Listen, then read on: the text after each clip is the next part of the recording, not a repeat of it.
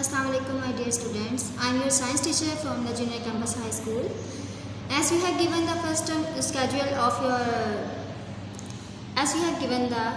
assessment schedule of your first term syllabus, so we will revise all our science units, creative science, one by one according to our assessment schedule. So let's start with the unit number 1.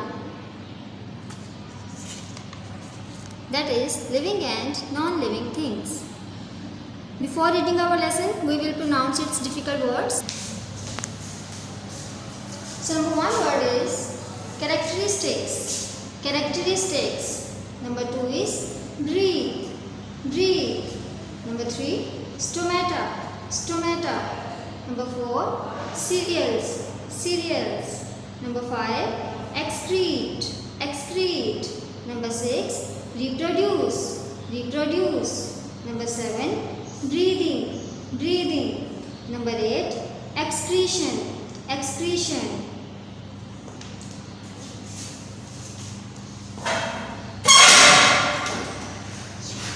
As we have revised all our units, all our difficult words, so let's start our topic.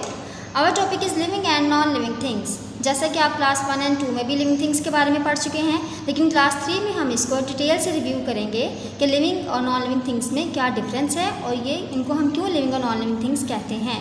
So first of all हम इसकी definition देखेंगे. Living thing is the name of a certain group of things. Living things चीज़ों के किसी खास group का नाम है.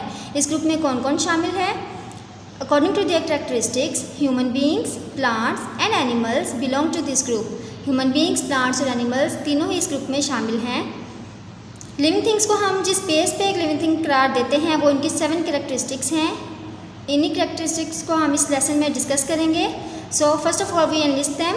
Living things breathe. Number 2 living things eat food and need energy. Number 3 living things excrete. Number 4 living things reproduce. Number 5 living things grow old and die. Number 6 living things show movement. And number 7 living things are sensitive. तो अपने इस lesson में हम अपनी first 4 characteristics को discuss करेंगे. So come to the characteristic number 1. Living things breathe. Living things सांस लेती हैं. जैसा कि आप सबको पता है कि लिविंग और नॉन लिविंग थिंग में पहला फ़र्क यही है कि वो लिविंग थिंग्स सांस ले सकती हैं जबकि नॉन लिविंग थिंग्स ऐसा नहीं करती. लिविंग थिंग्स को सांस लेने के लिए अल्लाह ताला ने कुछ ओपनिंग्स दी होती हैं. पहली बात यह कि हम लिविंग थिंग्स सांस क्यों लेती हैं? इसलिए कि उन्हें ज़िंदा रहने के लिए ऑक्सीजन गैस की ज़रूरत होती है. इसी तरह प्लांट्स को भी ज़िंदा रहने के लिए और ग्रो करने के लिए कार्बन डाइऑक्साइड की ज़रूरत होती है. फोटोसिंथेसिस के लिए कार्बन डाइऑक्साइड की ज़रूरत होती है. तो इस प्रोसेस अपनी इस नीड को पूरा करने के लिए वो अपनी ओपनिंग्स को इस्तेमाल करते हैं जो अल्लाह ताला ने उनकी बॉडी पे बनाई हैं. ह्यूमन बींग्स नोज़ के ज़रिए सांस लेते हैं.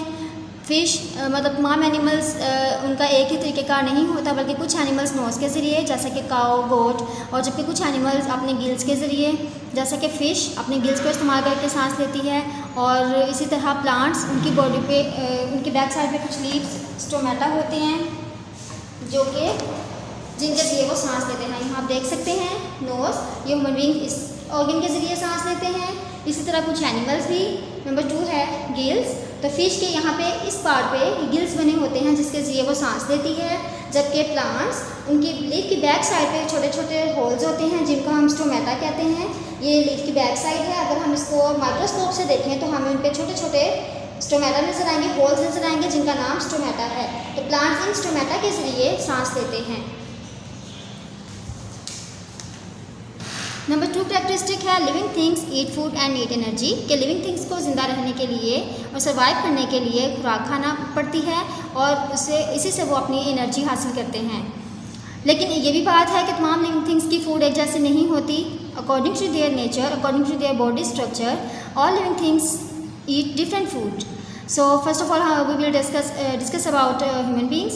तो ह्यूमन बींग्स जो हैं वो सीरियल्स खाते हैं, vegetables, fruits, meat, eggs and so on. इसी तरह एनिमल्स हैं तो कुछ एनिमल्स घास खाते हैं जैसे गोट, काऊ, शीप.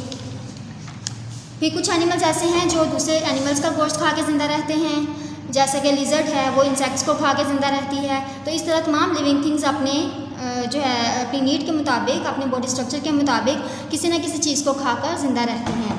प्लांट्स उनको बढ़ने के लिए, उनको ग्रो करने के लिए पानी, सूरज, हवा के साथ साथ मिनरल्स की ज़रूरत होती है, जो हम सॉइल में फर्टिलाइजर्स जब डालते हैं तो वहाँ से वो मिनरल्स हासिल करते हैं। इस तरह प्लांट्स भी अपनी ग्रोथ के लिए कुछ ना कुछ इन मिनरल्स को एब्जॉर्ब करते हैं और उनकी ग्रोथ होती है। Number 3 is living things excrete. जैसे कि लिविंग थिंग्स जिंदा रहने के लिए खाना खाती हैं, तो खाना खाने के बाद उनकी बॉडी में कुछ वेस्ट मटेरियल जमा हो जाता है, जिसको बॉडी से रिमूव करना बहुत ज़रूरी होता है कि अगर वो ऐसा नहीं करती तो उनका इंटरनल सिस्टम जो है वो डिस्टर्ब होता है। तो इस सिस्टम को रिमूव करने के लिए अल्लाह ताला ने उनकी बॉडी में एक्सक्रीटरी सिस्टम रखा है, जिसको और इस प्रोसेस को हम एक्सक्रीशन कहते हैं। और लिविंग थिंग्स को पसीने के ज़रिए या अपने वेस्ट मटेरियल बॉडी से रिमूव करने के ज़रिए इस सिस्टम पे काम करना पड़ता है।